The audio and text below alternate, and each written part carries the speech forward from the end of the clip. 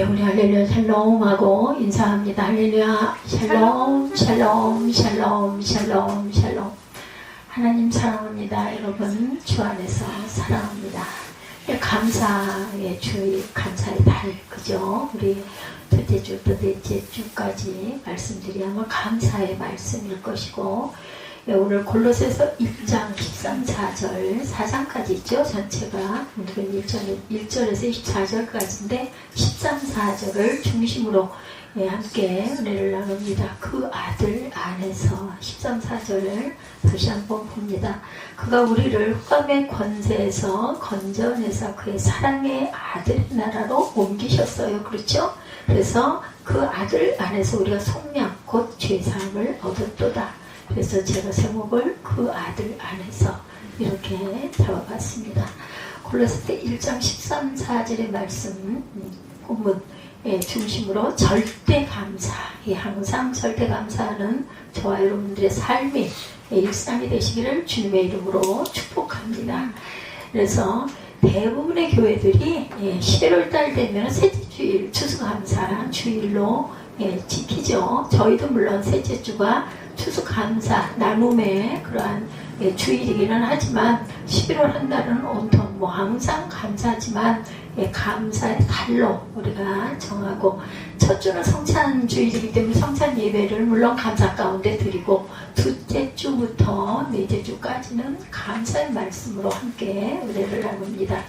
미국 여러분들 아시죠? 건국의 기초를 놓은 청교도들이 처음으로 드려진 추수감사 예배로부터 추수감사절은 시작이 되었어요.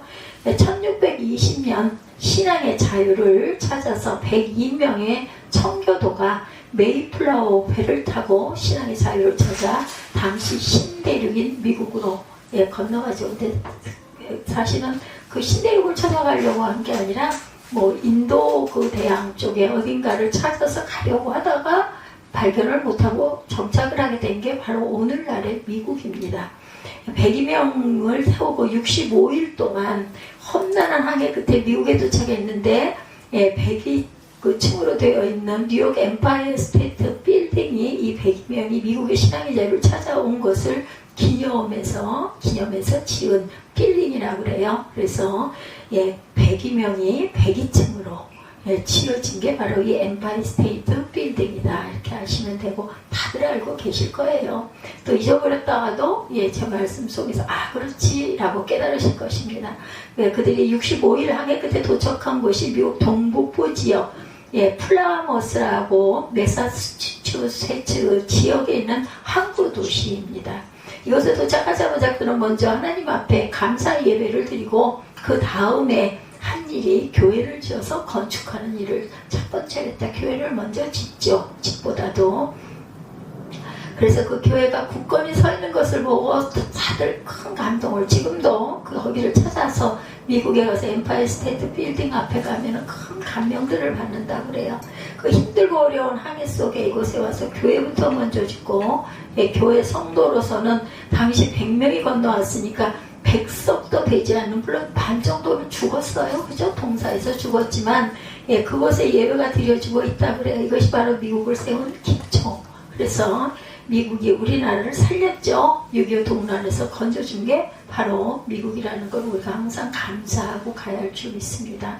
교회부터 건축하고 하나님께 영광을 돌립니다. 그런데 그의 겨울을 지나면서 정말 얼마나 추운지, 미국 동북부 플라머스 지역은 우리나라 시내지쯤 되는 곳인데 굉장히 추웠다고 합니다.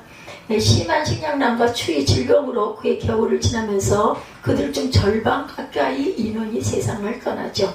나머지도 질병과 굶주림에 시달려야만 했고, 온전하게 정말 건강한 사람이 몇 명이나 있었겠어요. 그런 어려움 속에서 그들은 좌절하지 않고 원망하지 않고 불평하지 않고 열심히 주님을 섬기고 열심히 일을 해서 1년이 지난 후에 첫 수확을 하게 됩니다. 물론 옥수수 수확이었지만 농사꾼들이 아니죠. 거기를 간 사람들은 모두 다 하나님께 온전한 예배를 드리기 위해서 자유를 찾아 떠난 청교도들입니다. 영국에서 지도자급으로 있던 사람들인데 신앙의 자유를 찾아서 처음 농사를 지으려니 모든 것이 얼마나 어렵겠어요. 춥기는 하고 그때 친절한 인디언들이 와서 그들에게 농사하는 법을 가르쳐 줘가지고 수확을 할 수 있었고, 예, 적은 양을 수확했지만 먼저 하나님께 감사 예배를 드렸다. 또한 감사 예배에 농사 짓는 법을 가르쳐 준 인디언들을 초청해서 함께 식사를 나누고 하나님께 영광을 돌려드렸다 그러죠. 이것이 바로 미국의 첫 번째 추수 감사절 예배가 되었는데, 그 이후에 이 아름다운 감사의 전통이 미국 여러 주에 전해져서 11월 셋째, 넷째 주에 추수감사 절기를 지키게 되었다고 하죠. 그러다가 남북전쟁이 한창이던 1863년에 에브라함 링컨 대통령이 11월 넷째 목요일을 추수감사 공휴일로 제정을 하게 됩니다. 그래서 주일이 아닌 목요일이죠. 11월 넷째 목요일. 그래서 미국이 지키는 공휴일 중에 가장 큰 절기가 추수감사절인데 11월 넷째 목요일, 이날 하루만 지키는 것이 아니라 보통 수목금토일 이렇게 연휴로, 예, 우리나라 추석처럼 그렇게 지낸다고 합니다. 그러니까 어떻게 보면은 일주일 정도를, 월화는 이제 뭐 자유겠죠. 예, 목금토일로만 따져서 4일입니다. 우리나라 추석 그 감사절이 추수감사주일과 비슷한 그런 형태로 미국에서는 지켜지고 있고, 그들이 드린 이 첫 번째 추수감사절과 공휴일로 정해진 데 추수감사절은 고난 중에 드려진 감사였다, 이렇게 아시면 됩니다. 감사는 우리가 힘들고 어려울 때 드리는 감사가 친절한 감사인 것이라는 것, 정말 진실한, 진솔한 감사. 이렇게 우리가 항상 잘 된 데는 누구나 감사할 수 있지만, 이렇게 어려운 중에 정말 사경을 헤매면서 그것을 찾아가서 개척을 하면서 농사를, 첫 번째 농사를 지어서 옥수수 농사로 하나님께 드린 그 감사, 얼마나 대단했겠어요. 정말 눈물겨운 감사였을 것 같습니다. 고난 중에 문제를 만났을 때 고통 가운데 드리는 감사는 주님이 기뻐 받으시고 놀라운 은혜와 축복을 부어주시죠. 청교도들은 처음 익은 곡식으로 하나님께 영광을 돌리며 곡식을 가지고 이웃과 함께 인디언들을 초대해서 식사를 했다, 이렇게 나와 있습니다. 이 아름다운 감사의 전통이 미국을 비롯해서 미국을 통해 복음을 받아들이는 나라마다 지켜지고 있고, 혹시 오늘날 한국교회에 추수감사절, 그 귀한 절기로 보내게 되었다라는 것. 추수감사절은 하나님께 대한 진정한 감사를 드리는 날이고, 주님 앞에 우리의 마음과 정성을 담아 물질을 드리고 주님 앞에 넘치는 감사를 드리는 것이 바로 추수감사절이다. 사람이 살다 보면 부족한 것들이 늘 있어요. 그렇죠? 내 감사절기는 부족한 것을 보는 것이 아니라 있는 것을 보고 감사하는 것이다. 나 이것도 모자르고 이것도 부족하고, 이게 중요한 게 아니라 내가 지금 현재 누리고 있는 것, 하나님이 주신 은혜이니 그게 정말 감사합니다. 이 감사, 나 같은 죄인을 구원해 주시는 은혜를 감사하고, 오늘 본문이죠. 오늘 여기까지 인도해 주신 것을 감사하고, 내 모든 죄를 사하여 주시고 나에게 일용할 양식을 주시고 내 귀한 자녀와 가정을 주신 것을 감사하고, 내게 주신 좋은 직장, 또한 건강, 정말 특별히 건강해야 합니다. 건강하지 않으면 아무리 뭐 기가 막힌 게 있어도 아무 소용이 없어요. 이것을 우리가 감사해야 된다. 세상 사람들은 감사보다 원망과 불평이 빠르죠. 뭐가 없으면 왜 이것도 없고 저것도 부족하고 늘 나는 왜 이렇게 쩔쩔매고 사나, 이렇게 말합니다. 문제가 많다, 늘 없는 것만 바라보고 불평을 하죠. 그러나 우리가 예수를 믿고 우리가 주님 앞에 은혜를 받고 나서는 작은 것도 감사하게 돼요. 내게 있는 것, 작은 것에도 넘치는 감사로 주님 앞에 나아가는 저와 여러분들, 정말 진실로 하나님께서 주신 것에 늘 감사할 줄 아는 저와 여러분들의 마음밭이 되시기를 주님의 이름으로 축복합니다. 모든 것이 누구의 은혜? 하나님의 은혜입니다. 이 고백이 나와야 돼요. 내게 주어진 모든 것은 하나님으로부터 받은 것입니다. 우리가 뭐 올 때 뭐 들고 왔어요. 그죠? 아무것도 게 없어요. 주신 모든 것이 하나님의 선물, 특히 하나님의 자녀 삼아 주신 것이 정말 정말 감사합니다. 오늘 본문 1장 13, 14절 다시 한번 보죠. 그가 우리를 흑암의 권세에서 건져내사 그의 사랑의 아들의 나라로 옮기셨으니 그 아들 안에서 우리가 속량 곧 죄사함을 얻었도다. 아멘. 주님 안에서 우리가 죄사함을 얻었어요. 그래서 그리스도의 본분에 항상 감사할 줄 알아야 된다. 우리가 그리스도인이라는 것을 자긍심을 가지고 감사하면서 살아야 된다. 우리가 죄와 절망 가운데 태어나서 죄 가운데 살다가 죄 가운데 죽어갈 수밖에 없는 운명이었는데 하나님이 우리를 이름의 권세에서 건져내서 사람의 아들의 나라로 우리를 옮겨 놓으셨다. 그리고 그 사람의 아들 안에서 사랑을 배워가요. 그죠? 이 놀라운 구원의 은혜에 대해서 우리는 감사하고 또 감사하고 또 감사하고 아무리 다해도 부족할 만한 그 감사가 늘 입술에 붙어서 살아야 합니다. 우리가 구원받을 만한 자격이 있어서 구원받은 사람은 한 사람도 없어요. 하나님이 무조건 우리를 택해서 구원해 주신 것이고 일방적인 은혜로 우리를 택하여 구원하셔서 이 놀라운 은혜에 대해서 우리는 늘 감사해야겠다. 이 구원의 선물을 우리에게 주시기 위해서 예수님이 이 땅에 오셔서 죄와 질병, 가난과 저주를 짊어지고 십자가에 달려 돌아가셨죠. 예, 죄 없으신 예수님이 인류를 대속하시기 위해서 우리에게 구원의 문이 열리게 됩니다. 예수님을 믿기만 하면 놀라운 구원의 은혜가 우리가 값없이 선물로 받게 되었다라는 것, 이 모든 것이 누구의 은혜? 하나님의 은혜입니다. 나아가서 죄의 결과로 다가온 가난과 저주, 질병이 십자가 사건으로 말미암아 우리 삶에서 떠나게 되고 하나님의 예수를 믿는 우리에게 영원히 잘된 같이 범사에 잘되며 강건한 축복을 주셨다라는 것, 항상 이 생각을 잊지 마시기 바랍니다. 예, 내가 설령 지금 굉장히 어려움에 처해 있다 할지라도 하나님은 반드시 우리 감사를 통해서 좋은 것으로 결과를 얻을 수 있도록 이끌고 가신다는 것 또한 믿으시기 바랍니다. 지옥으로 가던 우리의 발걸음이 이제는 어디로? 천국을 향해서 길 잃어버리지 않고 항상 주만 바라보고 살아가는 주바라기들이 다 되셨어요. 예수를 믿는 사람은 예수를 믿는 그날부터 하늘나라 갈 때까지 입에서 감사가 그치면 안 됩니다. 그래서 시편 118편 1절에 야훼께 감사라 그는 선하시며 그의 인자하심이 영원함이로다 이렇게 말씀하죠. 하나님의 사랑이 영원함에 대해서 우리는 감사하고 또 감사해야 되겠다. 추수감사절을 맞으면 한 해 동안 감사만 드리는 것이 아니라 이제는 오늘도 내일도 함께 하시는 주님의 은혜에 늘 매일 감사, 매일이 추수 감사 주일처럼 늘 감사가 입에서 붙어서 사는, 뭐가 좀 안 됐어, 어려운 일을 당했어, 그래도 이만만하게 해주신 게 감사합니다. 기도하셔야 돼요. 이렇게 해주신 것도 감사합니다. 우리에게 다가올 365일이 감사의 날로 바뀌어서 주님 앞에 늘 감사하는 입술들 되시기 바랍니다. 우리 호흡이 닿는 그날까지 감사하고 또 감사하자. 왜? 나 같은 죄인이 구원받은 하나님의 자녀가 되었기 때문에 이 감사는 절대 감사. 오늘 제목이 절대 감사예요. 예수 안에서 절대 감사. 영원한 감사, 무조건 감사, 한평생 감사이죠.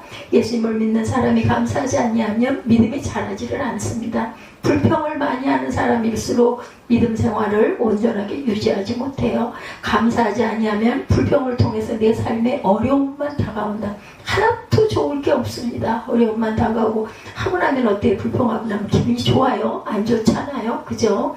막 불만이 많고 불평이 많아. 막 실컷 불평했어. 그러고 나면은 속이 후련해야 되는데 마음이 불편합니다. 그래서 우리는 늘 감사할 거리를 이만만한 것도 감사, 또 더 좋게 해주실 것을 믿고 감사. 쉽게 부정적인 얘기를 우리가 하지 말아야 된다. 우리 입술이 화우라 그러죠. 그래서 항상 그런 마음이 올라오면 예수 이름으로 물리치시고, 아이고 하나님 그래도 이만만하니 얼마나 감사합니까? 내가 건강할 수 있으니 감사하고, 직장을 주셨으니 감사하고, 이것도 내가 헤쳐나갈 수 있으니 주님의 은혜가 감사합니다. 이렇게 감사하십시다. 감사는 내가 찾아서 하는 거죠. 없는 것을 바라고 불평하는 사람은 절대로 복을 받지 못해요. 문제 가운데 머물러 있을 수밖에 없다라는 거. 그러나 없는 중에도 있는 것을 감사하면, 찾으면 있어요. 없는 중에도, 어려운 중에도, 문제 속에서도 또 감사하면 이것도 깨닫게 해주시니 감사합니다. 이 고난도 지나갈 것을 믿게 해주시니 감사합니다. 기도하십시다. 무조건 감사하면 하나님의 감사를 통해 우리 삶 가운데 큰 은혜와 축복을 더해주시는 것이죠. 어려울 때, 힘들 때, 고난 중에 감사하는 저와 여러분들 되십시다. 1982년 뉴욕 마라톤에 린다 다운이라고 하는 신체 장애인 여인이 마라톤 경주에 참여합니다. 저희 제대로 걷지 못하기 때문에 양옆에 그렇지 목발을 끼고, 예, 아시죠? 옆에 이렇게 끼워가지고 의지하는 거. 이 마라톤에 참여를 했는데 42.195km 마라톤을 경주할 때 건강한 청년들이 약 2시간 반이면 완주하는 이 거리를 12시간이 걸려서 완주를 했습니다. 참 이것도 대단한 거죠. 12시간 동안 걸어서 온전지 못한 몸이기 때문에 온몸을 뒤뚱거리면서 목발을 짚고 걷고 또 걷고 걸어서 이곳에까지 왔을 때 홈에 있던 모든 관중이 일어나서 기도 박수를 쳤다고 합니다. 당시에 레이건 대통령이 텔레비전으로 이 광경을 보다가 감동을 받고 직접 전화해서 격려까지 했다고 그래요. 그때 린다가 대답합니다. 나에게 강한 의지와 노력을 할 수 있는 인내, 그러한 그 크러치를 말할 수 있는 두 겨드랑이를 주신, 크러치를 딛고 갈 수 있는 두 겨드랑이를 주신 하나님께 감사합니다. 저도 가끔 그런 이야기를 들을 때가 있어요. 그때 저는 얘기합니다. 강대상이 있어서, 강단이 있어서 지금도 예배를 드릴 수 있습니다. 제가 얘기를 해요. 저는 이 린다의 고통을 저는 알 것 같아요. 왜냐하면 저는 순간순간 그 고통을 느끼면서 그래도 하나님 계셔서 감사하고 말씀을 전할 수 있어서 감사하고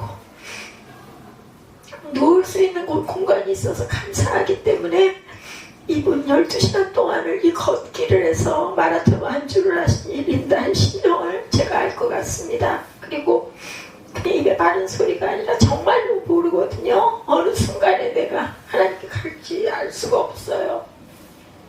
그러게요. 다른 거는 잘 보여주시는데 내가 나를 알게 해주시면 얼마나 좋을까. 근데 그거는 항상 틀리니까, 빗나가니까 아직도 제가 할 일이 남았군요. 저는 이렇게 마음으로 하나님께 기도를 합니다. 두 다리를 못 쓰는 것을 불평하지 않고 목발을 짚고라도 걸을 수 있는 것을 감사하니 감사가 절대 감사다. 우리가 건강하면 얼마나 좋겠어요. 근데 여러분들 건강할 때는 이런 걸 몰라요. 그냥 당연하다고 생각을 하죠. 다른 걸로 인해서 불평을 많이 했던 것 같아요. 건강하면서도. 근데 지금은 이것도 걸을 수 있어서 제가 수영장 가는 길이 계단이 좀 많아요. 그전에는 거기 엘리베이터로 위에서 아래까지 내려가는데 지금은 걷습니다. 거기 티켓팅을 하고 나면 코로나 때부터 이게 된 것 같아요. 거기를 걸어 내려가면서 옆에 그 난간을 붙잡고 내려가면서 이걸 내가 계단을 하나씩 걸을 수 있으니 얼마나 감사한가. 올라올 때도 마찬가지. 그 옆에 그걸 전 거기를 항상 붙잡고 올라가고 내려가고 합니다. 내가 그리고 여기 3층이잖아요. 여기를 올라올 수 있으니 얼마나 감사한가. 그 편의점 앞에서 내리든 아니면 요즘에 저도 저쪽에 그 계단 내려오는 입구에서 차를 내릴 때가 있어요. 걸어 내려오면서 역시나 그때도 한 계단 한 계단을 밑을 보면서 가방을 들고 내려오면서도 여기를 내가 걸을 수 있으니 얼마나 감사한가. 저게 안 되면 도대체 어떻게 할 것인가. 이 계단을 못 올라온다면 내가 어떻게 여기를 3층으로 올라올 수 있는가. 하나님이 아시니까 저를 이곳에 있게 하신 것은 아닐까. 그렇다면 제가 돌아가는 날까지 이 3층은 내가 올라올 수 있는 곳이 되지 않겠는가. 이런 마음을 먹습니다. 여러분들 그 자리에서 절대 감사하시기 바래요. 나보다 뭐 형편 좋고 환경 좋고 부유하고 뭐 이런 거 절대로 바라보지도 마세요. 그냥 내가 있는 이 자리에서 오늘 내가 따뜻하고 또 말을 함께 나눌 수 있는 배우자가 있고 또 내 자녀가 있고 같이 따뜻한 밥을 먹을 수 있는 이것만도 얼마나 감사한가. 감사하시기 바랍니다. 이 청교도들이 거기 갔을 때 그 옥수수 농사를 지어가지고 추수감사단을 드릴 때 얼마나 열악하고 어려웠겠어요. 그렇죠? 그런데도 감사했던 것처럼 그때보다는 우리는 정말 수천 배 많은 걸 누리고 있지 않습니까? 감사하십시다. 둘째, 사랑의 아들 나라로 옮기신 하나님께 감사해야 합니다. 하나님이 우리를 사랑의 아들 나라로 주셨어요. 13절이죠. 그가 우리를 흑암의 권세에서 건져내사 그의 사랑의 아들의 나라로 옮기셨으니 이렇게 말씀하고 있습니다. 예수를 믿는 그 순간 우리 위치가 바뀌었어요. 우리가 거하는 위치가 신분이 바뀝니다. 죄의 노예, 저주의 노예, 절망의 노예에서 축복받는 하나님의 자녀가 됐어요. 예수를 믿고 나서 우리의 운명이 바뀌어졌다. 어떤 운명으로? 영원한 생명으로 바뀌었다라는 것. 여러분 보통 사람이 아니에요. 복받은 하나님의 자녀들. 저도 갈 곳이 없었다면 엄청 두려웠을 것 같은데 어쨌든 돌아가도 하나님의 나라가 있으니 얼마나 감사한가 그렇게 생각을 합니다. 가슴을 펴고 당당하게 전지에 나아갈 수 있는 거죠. 낙심하고 절망하던 때는 지나갔고 예전에 예수를 믿지 않을 때의 모습을 나한테 기억도 또 못하시죠. 너무 오래전에 이미 주님 안에 여러분들이 거하시기 때문에 돌아보면 정말 조금 더 일찍, 저 같은 경우는 그게 정말 한스럽습니다. 조금 더 일찍 이런 은혜가 저한테 왔더라면 얼마나 더 감사했을까. 지금이라도 붙들어 주시고 지금이라도 이끌어 주신 하나님의 은혜가 정말 감사하다. 이제는 기뻐하고 감사하며 주님을 찬양하며 하며 믿음으로 전진 또 전진해 나가는 저와 여러분들이 되시기 바라요. 이 땅에서 어려움을 많이 만나요. 고난도 다가옵니다. 그래서 그런 얘기가 있죠. 슬픔도 다가오죠. 아무런 걱정 근심 없는 곳을 원했더니 데려다 놓은 곳이 공동묘지더라. 거기는 걱정할 일도 염려할 일도 뭐 일을 할 일도 힘들 일도 없어요. 그죠? 그렇기 때문에 우리가 살아있는 한은 이 모든 것도 내가 감당하게 해주신 하나님의 은혜가 너무 감사하다. 나를 붙들어 주시고 인도해 주신 그 놀라운 은혜에 대해서 감사하고 또 감사하고 절대 말로는 다 할 수 없을 만큼 감사합니다. 감사하십시다. 한평생 하나님이 우리와 함께 하시고 우리를 저 영원한 천국으로 인도해 주실 것을 믿고 바라보며 감사하자. 하나님 우리의 일평생을 책임져 주시잖아요. 우리가 피곤하고 지쳐 쓰러졌을 때 우리를 안고 가시고 우리를 업고 가시는 하나님이시다. 주님이시다. 바울은 많은 고난 가운데도 영광 가운데 다가올 하나님의 나라의 축복을 이렇게 늘 바라보면서 믿음으로 전진 또 전진했어요. 오늘 말씀이 바울이 쓴 햇빛 골면 그 골문 옥중서신의 내용이죠. 그 세상을 떠나 전에 마지막으로 쓴 편지 디모데후서 뒷부분에도 이와 같이 증거합니다. 디모데후서 4장 8절이에요. 이제 후로는 나를 위하여 의의 멸관이 예비되었으므로 죽어도 의로우신 재판장이 그날에 내게 주실 것이며 내게만 아니라 주의 나타나심을 사모하는 모든 자에게니라 이렇게 말씀하고 있어요. 소망을 가지시고 하나님을 사모하시고 성령을 항상 바라시고 사모하시고 항상 기도할 줄 아는 저와 여러분들에게는 하나님께서 성령께서 늘 함께 하신다라는 것. 로마서 12장 12절입니다. 소망 중에 즐거워하며 환난 중에 참으며 기도에 항상 힘쓰며 항상 소망 중에 즐거워하고 환난 중에도 참고 항상 기도에 힘쓰자 이렇게 말씀하고 있어요. 어려움 당할 때 문제를 만났을 때 주님 앞에 감사하고 기뻐하고 즐거워하면 넉넉히 어려움을 이길 수 있게 해주신다. 물어보고 웃어보니 뭐라 그래요? 웃는 것이 더 낫더라 라고. 우리는 한평생 주님 앞에 기뻐하고 감사하며 웃으면서 살아가자. 20세기 저명한 신학가 칼바르트는 이와 같이 말합니다. 기쁨은 감사의 가장 단순한 형태다.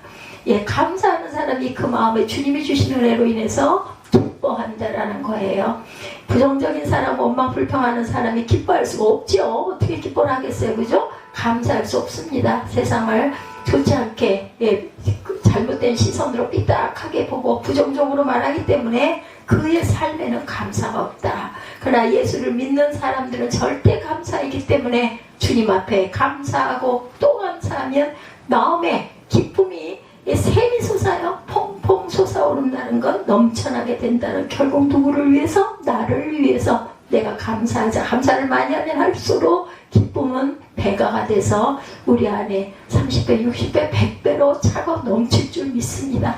기쁨과 감사의 삶을 살아가는 저와 여러분들이 다 되시기를 주님의 이름으로 축복합니다. 절대 포기하지 말고 절대 뒤로 물러서지 말고 믿음의 주여 온전케 하신 예수만 바라보고 주님의 손을 꼭 붙들고 전진해 나아가시기 바랍니다. 이건 뭐 수능시험 수년 전 얘기긴 하지만 한 학생이 수능시험에 스트레스 때문에 자살을 했다는 그러한 얘기를 듣고 또 너무나 마음이 아팠다고 합니다. 그 고귀한 생명을 왜 스스로 포기했을까? 수능이 그까짓 게 뭐라고? 그렇죠? 정말 어리석은데 그 사람은 또 얼마나 심각해서 이렇게 목숨을 더 버리기까지 했을지. 옛날에 그 정주혜 회장님이 초등학교밖에 안 나왔는데도 세계적인 현대그룹을 세우죠. 그분은 일화로 유명하죠. 수능시험 좀 못 봤다고 해서 자기 목숨을 포기하는 게 말이 되겠느냐는 거죠. 그 용기가 있으면 열심히 살아가야 할 것인데 하나님은 믿음으로 나가는 우리를 보시고 우리의 앞길을 늘 열어주십니다. 아무리 힘들고 어려워도 주께 믿음으로 맡기고 나아가면 반드시 좋은 결실을 이룰 수 있도록 인도하신다라는 것. 한 번의 실패는 더 나은 승리의 축복을 향해 나아가는 과정에 불과하다. 그래서 우리가 고난 중에도 감사하자. 그래서 고난을 축복의 전주곡이라고 말한다 그러죠. 절대 포기하지 말고 물러서지 말고 주저앉지 말고 주만 바라보고 믿음으로 전진해 나아가시기 바랍니다. 우리 유집사님이 너희가 기도할 때 무엇이든지 믿고 구한 것은 받은 줄로 믿으라 이렇게 말씀했어요. 항상 믿고 구하는 감사의 삶을 살아가는 저와 여러분들이 되시기를 주님의 이름으로 축복합니다. 고난을 축복의 전주곡이라고 말하는데 절대로 포기하지 말자. 왜? 하나님이 함께 하시기 때문에, 그리고 나와 동행하시기 때문에 주님의 손을 절대 놓지 말고 꼭 붙잡고 나아가시길 바래요. 피곤해 지쳐 쓰러질 때 주님이 우리를 어떻게 하신다고 그래? 안고 가신다고 그러죠? 우리를 또한 업고 가신다고 합니다.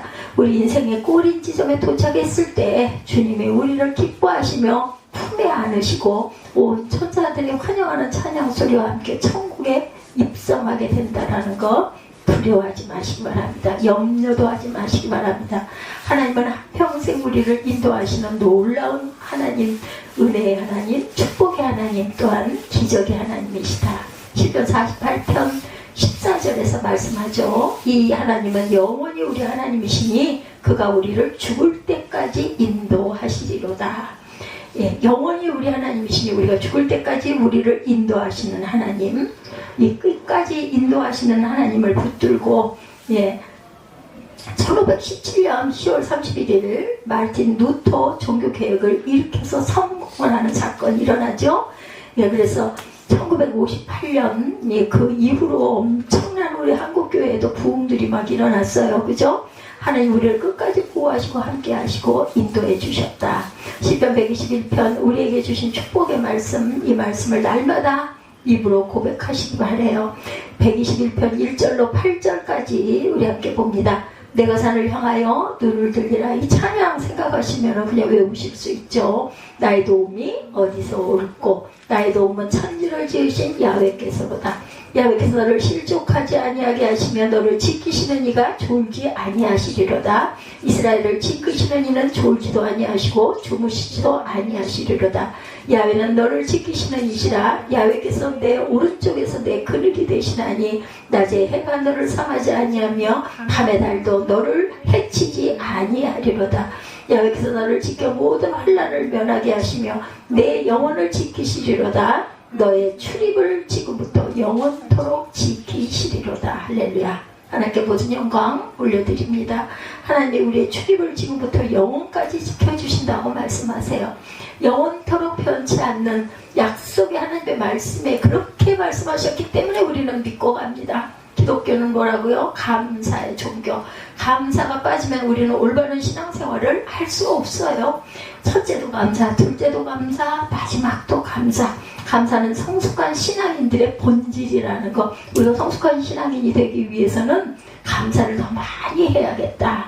신앙인들의 그 표본들의 모습, 감사는 성령 충만의 열매입니다. 날마다 성령으로 충만해서 감사하고 또 감사하시기 바랍니다. 절망할 수밖에 없는 환경 속에서도 감사하시기 바랍니다. 구원의 하나님으로 인하여 감사하고 죄와 사망에서 건져주신 하나님께 감사하고 오늘 이 시간 여기까지 인도해 주신 하나님께 감사하고 감사해서 우리 모두가 주님 보시기에 생명책에 기록돼서 아버지 도장을 땅 받은 성령의 인정이 박힌 저와 여러분들이 되시기 바랍니다. 감사가 우리 운명을 바꾸어 놓았어요. 전 세계인들이 예수를 믿는 사람이나 믿지 않는 사람이나 가장 많이 부르는 찬송 중에 하나, 나 같은 죄인 살리신 이 찬송 여러분들 아시죠? 이것을 지으신 분이 존 뉴턴 목사님이세요. 어린 시절 어머니가 아주 독실한 크리스찬이었고 기도하는 어머니였기 때문에 그 어머니가 아들을 위해서 기도를 많이 했는데 그만 7살 때 폐결핵으로 어머니가 돌아가십니다.